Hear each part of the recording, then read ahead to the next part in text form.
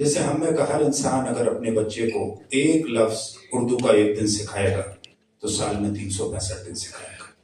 दूसरा, उन्होंने कहा कि सिर्फ उर्दू में सोचना नहीं है, बल्कि उर्दू में ख्वाब देखना है, ड्रीम देखने हैं, और ख्वाब बड़े देखने हैं, क्योंकि आने वाला जो वक्त है पूरी दुनिया को लीड करने का, मुझे यकीन है कि वो भारत का वक्त होगा।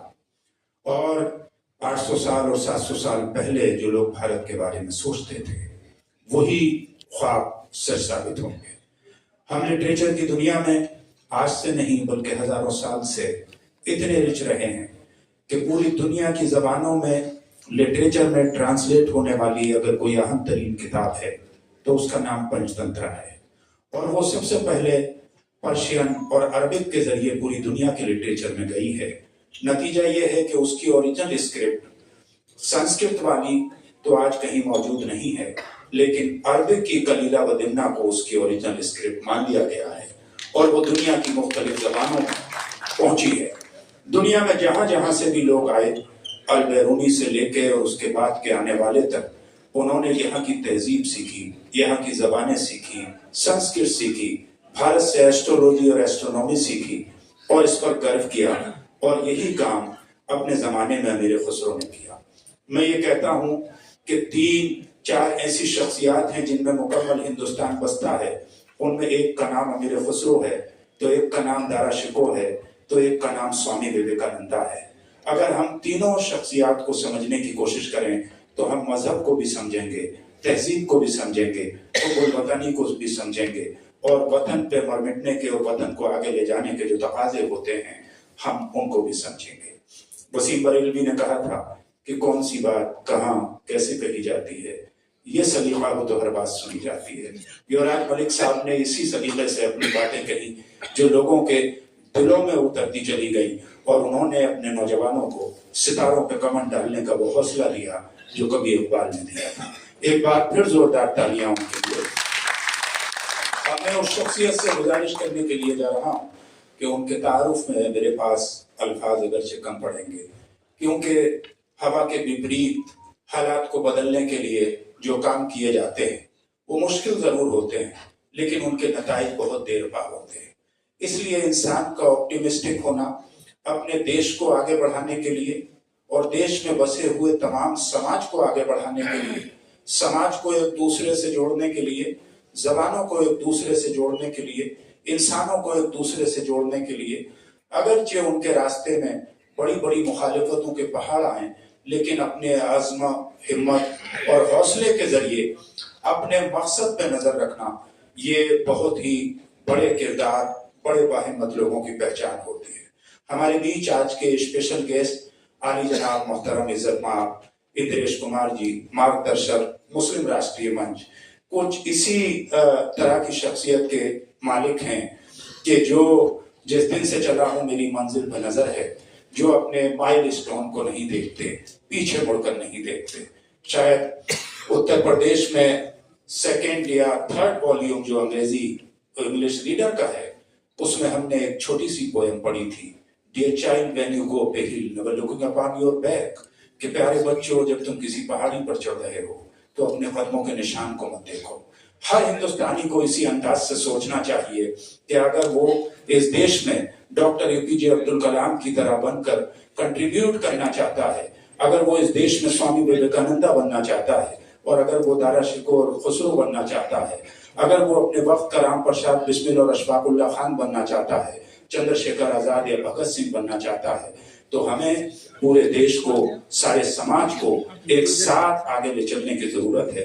मैं बड़े अदब और एहतराम के साथ आज के मोहतरम मेहमान आली जनाब इज्जत माब इंद्रेश कुमार जी, मार्गदर्शक मुस्लिम राष्ट्रीय मंच, से गुजारिश कर रहा हूँ इन 2 मिसरों के साथ कि हमने रोशन चराग कर तो दिया, अब हवा तेरी जिम्मेदारी है।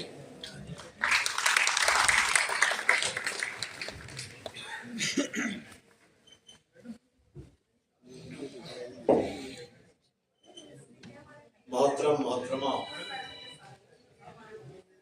मैं आपको 2 रिश्तों में याद करूंगा। एक रिश्ते का नाम है इंसानियत, उसमें कहते हैं प्यारे दोस्तों। दूसरे रिश्ते का नाम है खुदाई और खून का रिश्ता, भाइयों और बहन। भाई बहन मालिक तय करता है, मैं और आप उसको निभाते हैं। दोस्त इंसान को मालिक के द्वारा दी गई आजादी है। वो अच्छा दोस्त बने और अच्छा दोस्त बनाए। अगर ये दो रिश्ते निभाने आ जाए इंसान को, तो शायद नफरतों से, गुस्सों से, हिंसा से, दंगों से और युद्धों से सारी दुनिया आजाद हो सकती।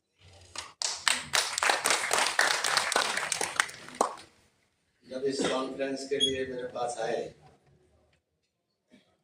तो मैंने इसका जो हेडिंग था उसके लिए कुरान शरीफ पर नजर डाली। आदम से लेकर अंतिम पैगंबर रसूल तक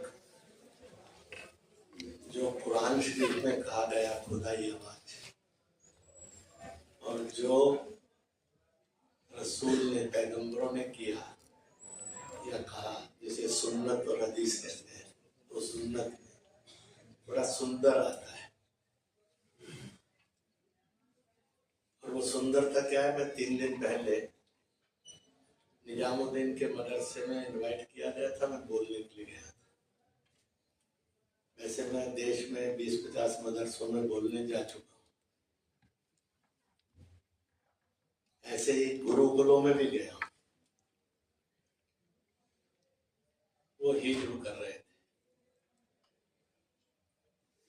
तो मैंने पूछा इसका हिंदी में अनुवाद क्या है? डायलॉग करने के लिए, ज्ञान बढ़ाने के लिए। उन्होंने कहा दिल से याद करना। तो मैंने उनके सामने कहा था, वहां गया था तो गीता हिब्रू कर रहे थे, यहाँ आया तो कुरान शरीफ हिब्रू कर रहे हैं। याद कर रहे हैं, और ये दिल से याद करने का मतलब क्या है? दिल से याद करने का मतलब है उन किताब में जो इल्म आता है उसको अमल में कैसे लाना। इसकी भी ट्रेनिंग होगी तो फिर दिल से याद किया जाता है, हिजू होता है। रट्टा मारना, हिजू करना, ये तो जमीन आसमान का अंतर है। आज सब जगह लोग याद करते हैं, पर उस इल्म पर अमल कैसे करना, इस पर विचार नहीं करते।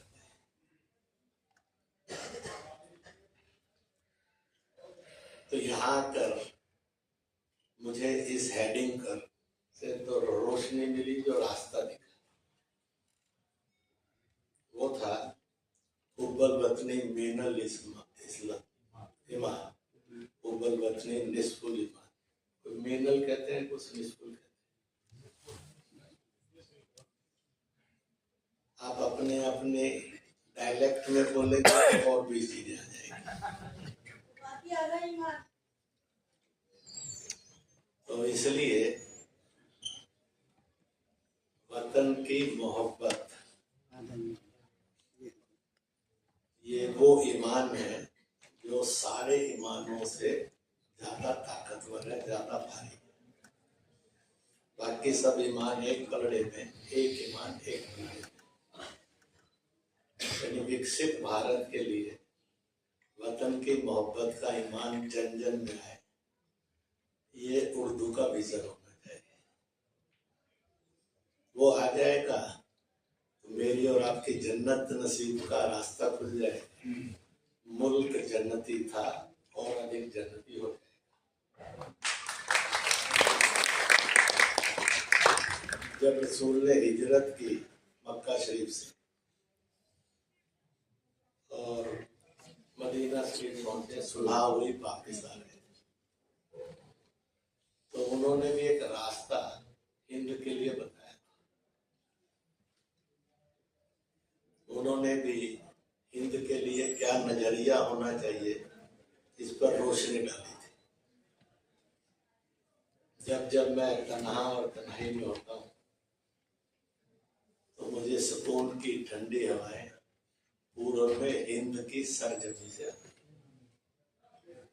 उन्होंने चीन के लिए नहीं कहा, अरब के लिए भी नहीं कहा, इंग्लैंड अमेरिका के लिए भी नहीं कहा, हिंद के लिए कहा। तो इसलिए मिशन तो हो ही गया है विकसित भारत, परंतु विजन बन गया है रसूल की ये सुन्नत कि सुकून की ठंडी हवा, यानी solution for all problems, for all challenges, for all threats, ये हिंद की सरजमी से मिलता है। और उसी समय एक छोटी सी बात का तबसरा भी आप लोगों ने पढ़ा, सुना, देखा होगा। वो ये भी आता है कि मेरे से पहले 1,24,000 नबी पैगंबर हुए और सबसे अधिक हिंद की सरजमी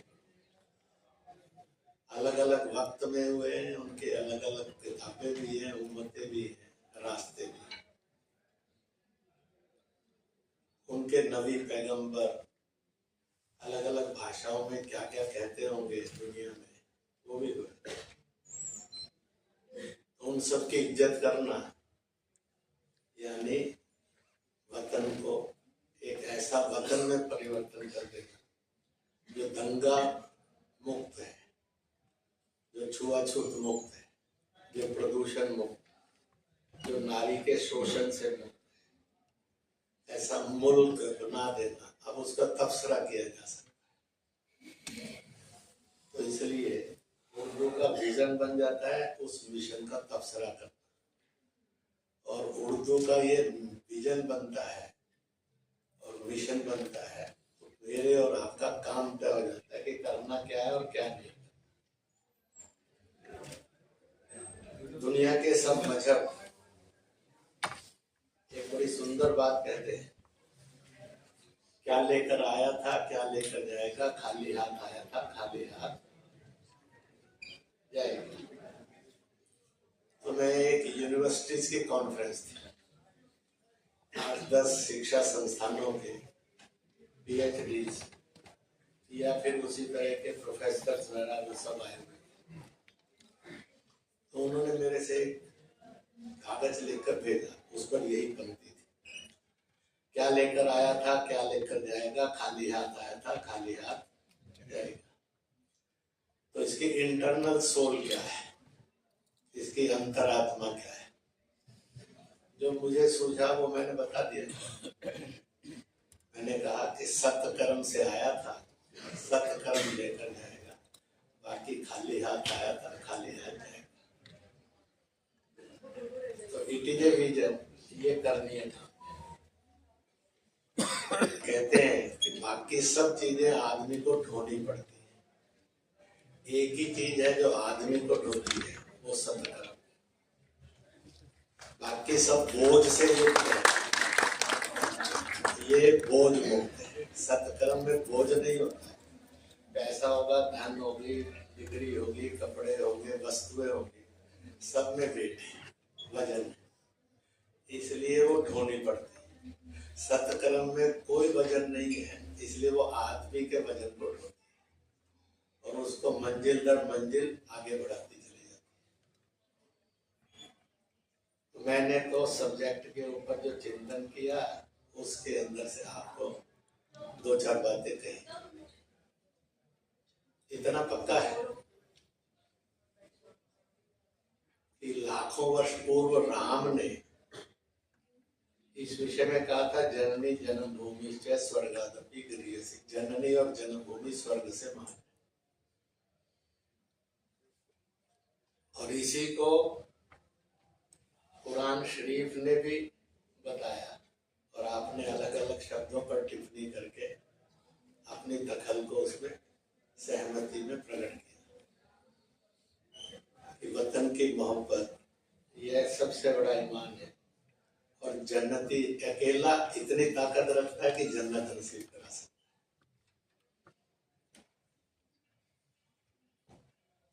है। इसलिए अगर चलेंगे तो बहुत रास्ते साफ साफ दिख जाए। अभी ड्रीम की चर्चा है हमारे युवराज, मैंने ड्रीम आइडेंटिटी पर एक रिसर्च किया। मैंने सन 1970 में Punjab engineering college technical university से मैकेनिकल इंजीनियरिंग किया। मैं बेसिकली साइंस का, विज्ञान का छात्र रहा। अब उसको भी 55 साल हो गए पास आउट किया इंजीनियरिंग। तो उस समय में भी और अभी भी मैं एक इंटेलेक्चुअल कॉन्फ्रेंस में मलेशिया में, वहां का सब्जेक्ट था वर्ल्ड विद कॉन्फ्लिक्ट्स और world can be without conflicts.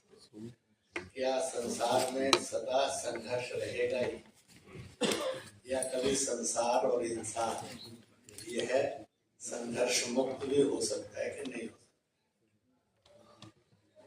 या उसकी नियति बन गई है कि उसको संघर्ष में ही रहना है, इंसान को भी और दुनिया को, या उसकी नियति ये नहीं है, बन गई है और उसको बदला जा सकता है। इज इट पॉसिबल और नॉट? तो मैं दो बातें इसमें सुनाता हूँ। मैं 83 से लेकर 2000 तक जम्मू कश्मीर में अपने कार्यों से रहा। हिमाचल भी था। आतंकवाद के दौर को मैंने बहुत नजदीक से देखा, खेला और लूटा है। Very friendly with shake hand. तो मुझे वहाँ के चीफ सेक्रेटरी, आईबी के बड़े अफसर और सीईओ जो थे, सीओसी आर्मी के प्रमुख जो थे, उन्होंने कहा कि आप ये जो टेररिस्ट ग्रुप हैं इनके हेड से कभी मिले हैं? मैंने कहा एक दो से मिला हूँ, और कभी ज्यादा विस्तृत बात नहीं हुई। और जब तक डायलॉग नहीं हो तो सॉल्यूशन नहीं निकलता। इसलिए dialogue is the basic need for a solution. अगर पत्नी पत्नी में भी डायलॉग बंद हो जाए तो फिर तलाक ही होता है और हिंसा ही होती है। इसलिए for repair dialogue is always a remedy, रास्ता है। तो कहा कि हम बुलाएं, तो मैंने कभी जनवरी सन 1992 मैं श्रीनगर था। मैं उससे पहले मायसूमा बाजार की मस्जिद में भी होकर आया और अगले दिन इनसे बैठना था। ये 5 लोग आए थे, हरकत अनुसार लश्कर तौबा इत्यादि के लगभग जो चीफ थे अंडरग्राउंड वो आए थे। 4 अफसर भी आए जिन्होंने उसको मैनेज किया। मैं 2 को पहले से जानता था। तो बैठे, गले मिले, जैसे भारतीय तहजीब है। गले मिलने के बाद उनके साथ खिलौने लटके हुए। एक के पास AK-56 था, 2-3 के पास AK-47। तो गले मिलने के बाद मैं ऐसे ही गया। तो मैंने उनको कहा ये खुदाई खिलौने हैं या शैतानी खिलौने? अगर खुदाई होते तो मैं भी खुदा की कायनात में तो मुझे भी दे देने चाहिए, मुझे तो दिए नहीं। आपको मिले हैं तो उनको समझ नहीं आया कि how to respond. Smiling face है मेरे पास भगवान ने दिया, इसलिए हिंसा फेस पर जल्दी से आती नहीं है वर्षों। तो इसलिए मैंने उनको कहा ये खिलौने ऐसे खिलौने हैं जिन्होंने सदा मौत दी है, जिंदगी किसी को नहीं, रोजगार नहीं दिया, बेरोजगारी दी। इन खिलौनों ने बर्बादी दी है, विकास और रोजगार नहीं दिया। तालीम नहीं दी है, तालीम से दूर किया है। तुमको इनसे लव अफेयर कैसे हो गया, इतनी मोहब्बत कैसे होगी जो हर समय इनको साथ लेकर घूमती। फिर मैंने उनको कहा, इच्छा थी, आप लोगों को भी इच्छा थी, एज ए रिस्पॉन्सिबल पर्सनैलिटी मैं आपसे डायलॉग करना है। और डायलॉग करने आया हूँ इसलिए कि आप नाइदर हिंदुस्तान नॉर पाकिस्तान, एक इंडिपेंडेंट कश्मीर चाहते हैं एज ए कंट्री। तो आपका विजन क्या है, सोच क्या है, क्यों चाहते हैं? आपको जितना वक्त लेना हो आप उसको सुनाइए, without interrupting I will listen. और मैंने उनको सुना 50 मिनट से। मीटिंग खत्म हुई तो नाश्ता वास्ता हो गया था, साथ साथ चलने लगे। मैंने उनको कहा है कि भाई सिंपल रिक्वेस्ट है, पसंद आए तो मान लेना, नहीं पसंद आए संभाल कर रख लेना, भी डस्टबिन में पड़ना है, हो सकता है कभी काम आए।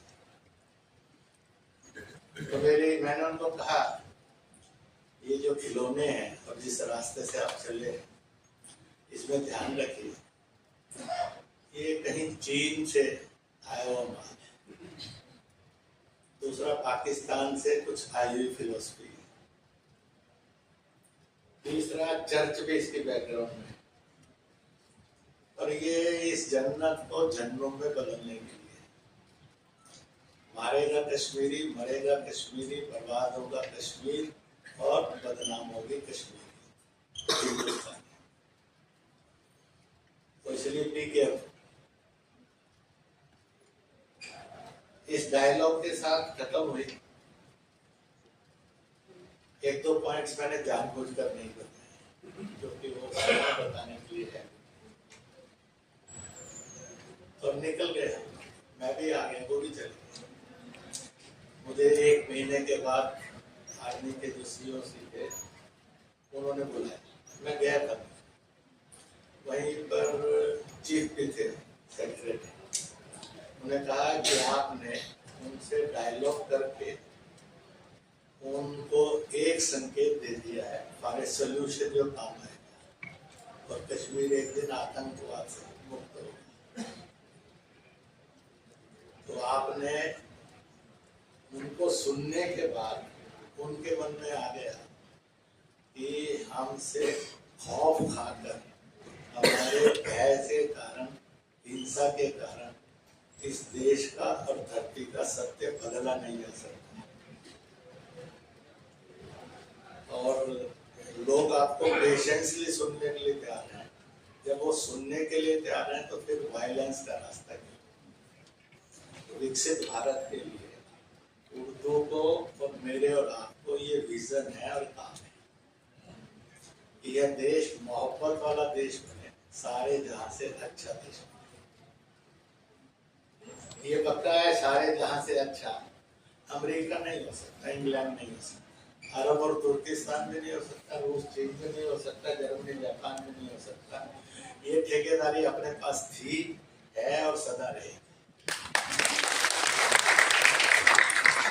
किसी ने आज तक हिम्मत नहीं हुई कि वहां पर कहे कि सारे जहां से अच्छा में हिंदुस्तान निकाल दो, अब अमेरिका लिख दो या अरब लिख दो, वो नहीं लिख सकते। हम हैं या नहीं है ये अलग बात है, पर हम थे ये पक्का है। आज गड़बड़ है ये भी पक्का है, पर कल हम नहीं हो सकते ये कहीं लिखा नहीं है। कल हम हो सकते हैं, ऐसा विश्वास जिसमें से पैदा हो, वो इस कॉन्फ्रेंस का हेडिंग।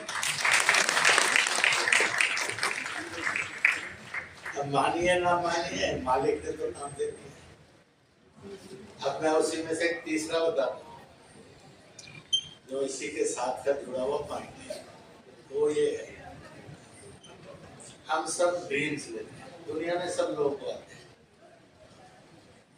मैंने जजों से भी पूछा, अंग्रेजी, हिब्रू, लैटिन, फ्रेंच बोलने वालों से पूछा, सबसे पूछा।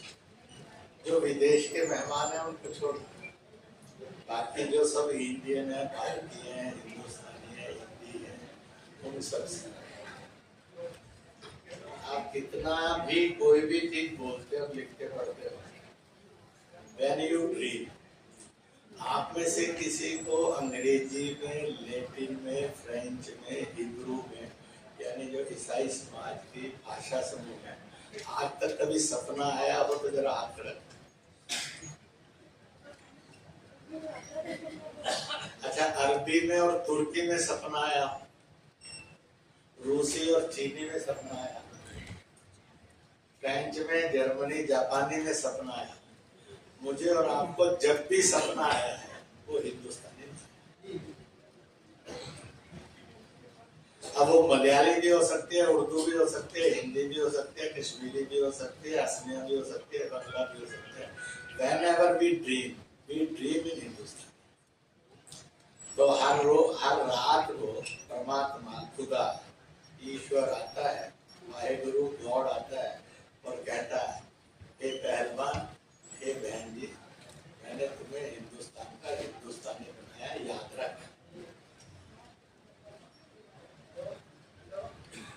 अब अगर मान लो किसी को आया है तो जरा हाथ खड़ा कर। अंग्रेजी में सपना आया हो, लैटिन में आया हो, फ्रेंच में आया हो, अरबी में, तुर्की में आया हो, नहीं है, रूसी, चीनी में आया नहीं है। जब भी सपना आया है, ये जो यूनिवर्सिटी ऑफ ड्रीम है, वर्ल्ड ऑफ ड्रीम्स है, इसका कंट्रोलर ईश्वर है, वाहिगुरु है, खुदा। दुनिया में किसको कौन सा सपना कब आएगा, मुझे और आपको कब आएगा, वही फैसला करता है। सब्जेक्ट भी वही तय करता है, दृश्य कौन से दिखेंगे वो भी यही तय करता है। इसलिए उसका कंप्लीट कंट्रोल खुदा के पास है। यह एक सत्य था, ये एक सत्य है, ये एक सत्य रहेगा। जब जब इस किसी भी देश की जनता को जाति से, मजहब से, भाषा से, ये क्या नाम है, फिरकों से ऊपर उठकर, बोलियों से ऊपर उठकर ये एहसास रहेगा कि मैं हिंदुस्तान का हिंदुस्तानी हूँ, तो यह सत्य उसको आभास देता है। इसलिए हर आदमी को अगर मैं कौन हूँ ये जानना है तो ड्रीम लैंग्वेज डिसाइड करें। और मेरे और आप में से कोई नहीं है जो डंडा लेकर खड़े होकर कहे सपने को, अब हम सो रहे हैं, आज रात को अरबी में आना, वो नहीं मानना। आज रात को सपने तो हिब्रू में आना, नहीं मानना। तो रूसी या चीनी में आने वाला है, हंस पड़ेगा, वो कहता है तू होता कौन है। इसलिए dream university, it is the real mirror of a man, externally and internally. वह उसकी पहचान का सबसे नेक फार्मूला है। तो इस पहचान को भूलना नहीं। इसलिए भाषाओं के समूह भी हैं, भाषाओं के देश भी और लोग भी। भारतीय भाषाओं का, हिंदुस्तानी भाषाओं का एक समूह है। वो समूह मिलकर हिंदुस्तानी नहीं है, हिंदुस्तानी के वो भाषाई समूह है। भाषाओं का समूह हिंदुस्तान नहीं है। हिंदुस्तान था, है, रहेगा, और उसमें अनेक भाषा बोलियां थी। हो सकता है समय के साथ 2, 4, 5 और भी जन्म ले।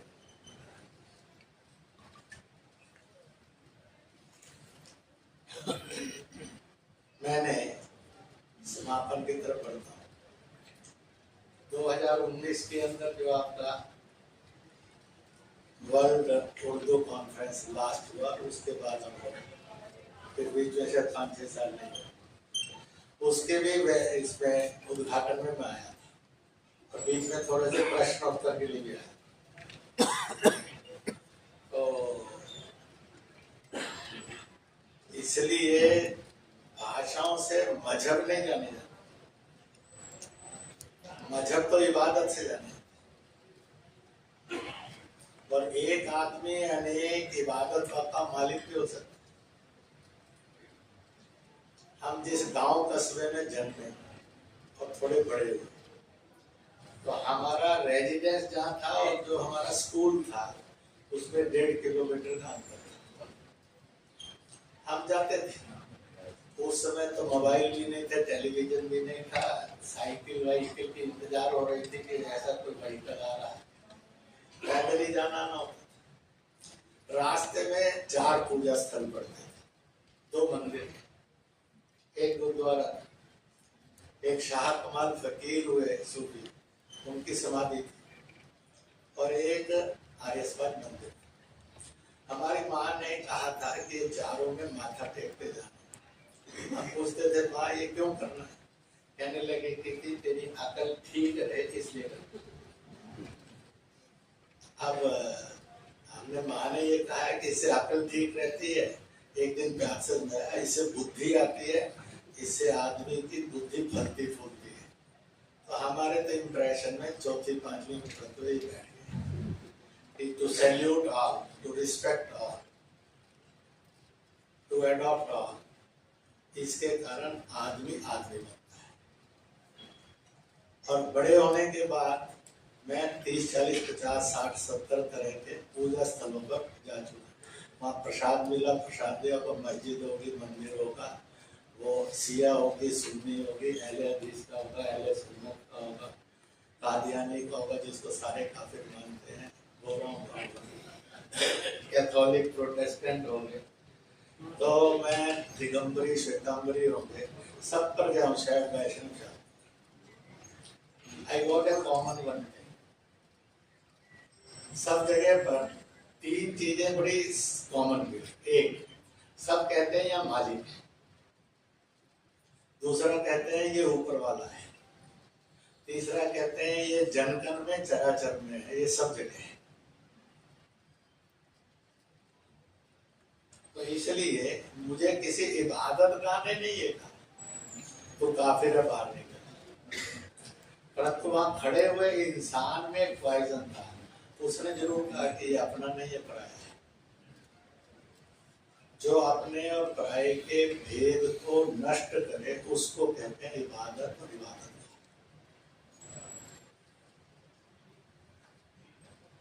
और जो इसके नाम पर भेद पैदा करे उसको क्या कहेंगे? शैतान कहें कि अपराधी के राक्षस।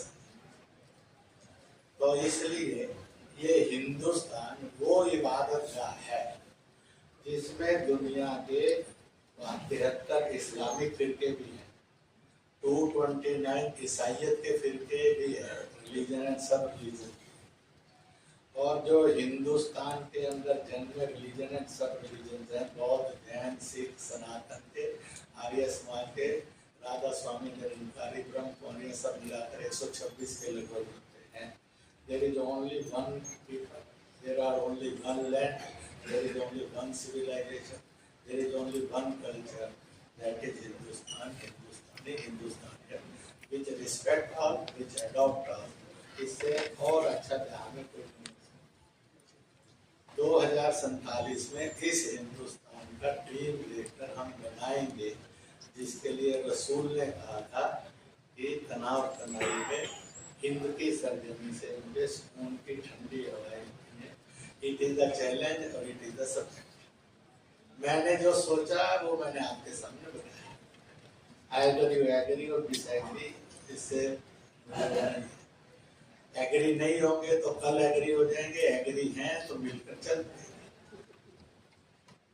तो इसलिए nation first, religion after that, nation first, caste after that, nation first, language then after, बाकी सब बाद में, देश पहले। इसलिए 2047 का ड्रीम है दंगा मुक्त हिंदुस्तान, धर्मांतरण मुक्त हिंदुस्तान, छुआछूत मुक्त हिंदुस्तान, जो गरीब है, दुखी है, पीड़ित है, कमजोर है, असहाय है, निर्बल है, उसके प्रति उपेक्षा नहीं, उसके प्रति ममता और मदद वाला हिंदुस्तान। और ऐसा सारे जहां से अच्छा हिंदुस्तान। फिल्म में दूसरी लाइन है, हम होंगे कामयाब एक दिन। यह कॉन्फ्रेंस का, इस समय का, इस बात का, इतिहास का प्रमाण मिलेगा कि यहाँ उस हिंदुस्तान को ड्रीम करने के लिए स्कॉलर्स आए थे, जिनके उर्दू जुबान पर बहुत पकड़ है, उर्दू जुबान के लिए बहुत मोहब्बत है। उन्होंने इस विजन को साकार करने के लिए संकल्प किया। इसके लिए जानी जाएगी, आगे की यात्रा आपकी इस बात के लिए जानी जाएगी कि यू क्रिएटेड द हिस्ट्री, जिसके आधार पर लोग और सपने भी देखेंगे और वो ख्वाब भी पूरे करेंगे। इस विश्वास के साथ मैंने आपके सामने आपने ध्यान से सुनी, बहुत बहुत शुक्रिया, बहुत बहुत